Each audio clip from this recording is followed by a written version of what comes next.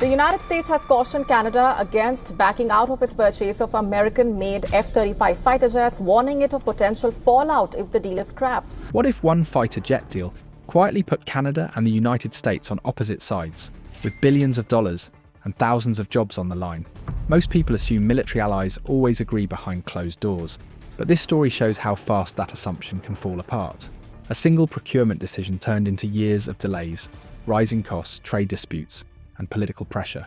Ottawa, that walking away from the F-35 program could come at a steep price. One American company was pushed out, another stayed in, and the fallout went far beyond aircraft specs. Warnings were exchanged, money kept climbing, and questions about control and dependence refused to go away.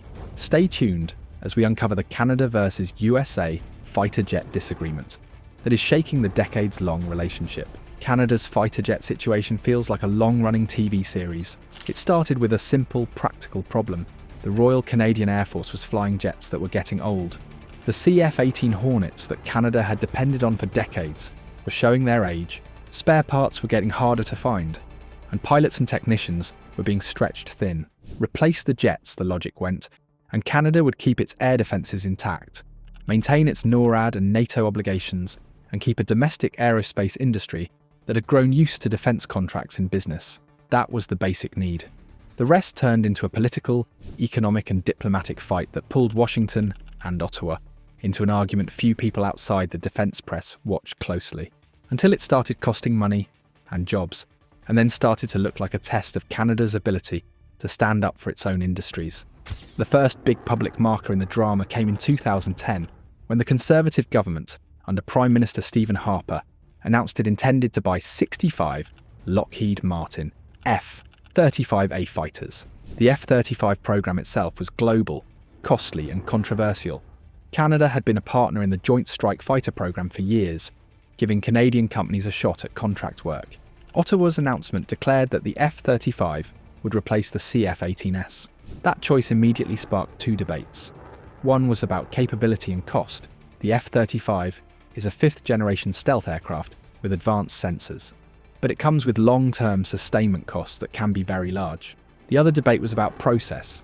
Critics said the government had effectively sole-sourced the deal and avoided a proper open competition, making the decision seem political rather than technical. Those complaints fed into parliamentary fights that, for a time, made the F-35 a live political crisis in Canada. By 2011 and 2012, the cost questions were loud and public. Independent reviews and the Auditor General warned that the costs had been understated. A Parliamentary Budget Office estimate and a later KPMG review suggested life cycle costs far higher than original figures.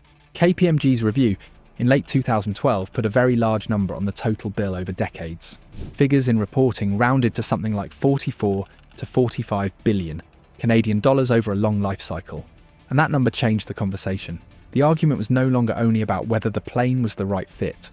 It was about whether Ottawa had the budget and the procurement discipline for such a multi-decade project.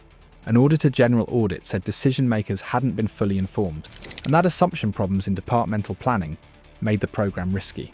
Those findings forced governments that followed to rethink how to run the procurement. Politics intersected with procurement in a clear way in 2015.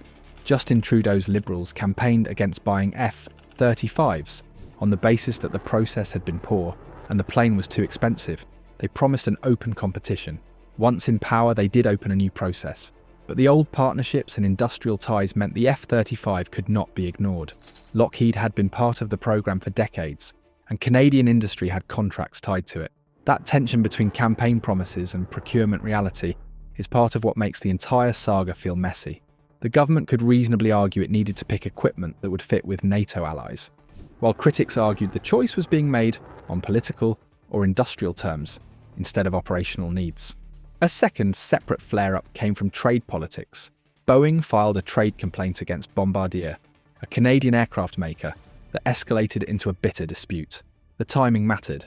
Boeing was also offering its FA-18EF Super Hornet as a possible replacement for Canada's CF-18S. But Ottawa reacted to the trade dispute by deciding it would disfavour bidders whose corporate actions harmed Canadian industry. That essentially pushed Boeing's Super Hornet out of the final round of the competition. Canadian officials said bids were judged on capability, cost, and economic benefits, and the evaluation also included an assessment of economic impact. That clause gave the government leverage to exclude Boeing because of the Bombardier dispute. The effect was simple. One American firm lost its shot while Lockheed Martin, also American, remained. That split in how Ottawa treated US defence firms is a key part of the disagreement few people notice. It meant US defence policy and US corporate behaviour had a direct public effect on Canadian defence procurement decisions. This is where the Canada-USA disagreement stops being purely about dollars and jets and starts to look like a test of influence. NATO interoperability mattered. Canada wanted jets that would work smoothly with US and allied forces. The F-35 had an argument in its favour because many US and NATO partners were adopting it, and its sensor and networked capability made it attractive from a coalition operations standpoint. But buying an aircraft built and controlled within US defence supply chains also creates dependency. Spare parts, software changes, and export approvals can, in extreme cases, be subject to US political pressure. Critics in Canada began asking whether a country that wanted to defend its own aerospace industry and maintain operational independence should choose a platform that could be constrained by US controls. That question is not hypothetical.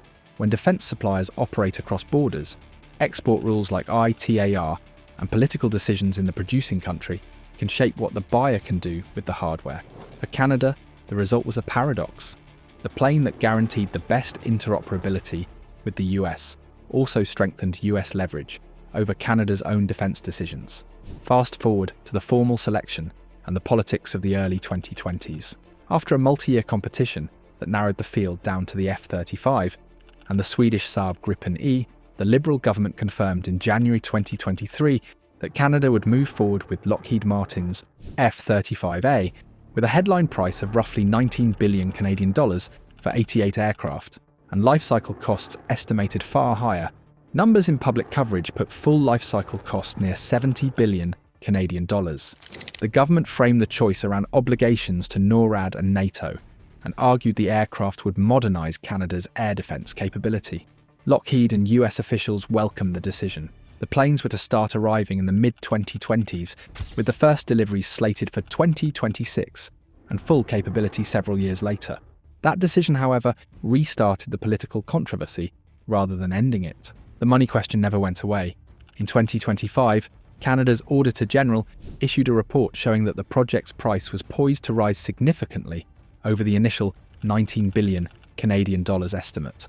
The watchdog said rising construction and currency costs and schedule slippages on facilities would push the price higher, with a projected range that reached into the C27 to 33 billion window for direct acquisition and associated costs without full lifecycle math included. The report also flagged persistent risks like a pilot shortage and delays on facilities needed to operate and maintain the jets. In short, the tab kept growing, and for many Canadians, the promised benefits to the domestic economy and the clear logic of interoperability were no longer an easy sell. That is one reason Ottawa opened a review of the deal in 2025. The review itself became a flashpoint with Washington. US officials publicly warned of serious consequences if Canada backed away from the F-35 purchases, arguing that the jets were critical for collective defence and that shifting course could damage allied interoperability and industrial partnerships. The rhetoric was a reminder that defence procurement is never only domestic. It affects alliances and trade politics. There are several places where the disagreement between Canada and the US shows different priorities. Look first at the industrial angle. For Canada, a procurement decision is also an industrial strategy. Prime ministers and procurement ministers have repeatedly told the public that buying the right fighter can create jobs at Canadian suppliers and bring investment into domestic aerospace. Lockheed's F-35 programme did indeed offer potential contracts to Canadian firms that had been part of the JSF industrial network for years. Those supplier ties were a key argument for staying in the programme. But when the Boeing Bombardier dispute hit, Ottawa decided that a company suing Canadian aerospace interests should be at a disadvantage. That was a political line that went straight to the heart of Ottawa's economic priorities. Washington pushed back with concerns about exclusionary behaviour toward American suppliers. Some US officials framed the Canadian decision as a politicisation of a defence acquisition that should be driven by capability and alliance needs. The two capitals were thus reading the same facts through different lenses. Ottawa saw trade and jobs, Washington saw interoperability and security. Look next at legal and export controls. The F-35 is not a simple commodity. Its software, networking, and equipment come with export rules and US oversight. That gives the US a lever it can use, sometimes in operational terms, sometimes in political terms, and sometimes in industrial terms. Canadian analysts pointed out that if Ottawa was uncomfortable being dependent on US licensing and approvals for upgrades or parts, then picking a US-dominated platform would be a contradiction. On the other hand, US and allied planners said interoperability in North America is not optional.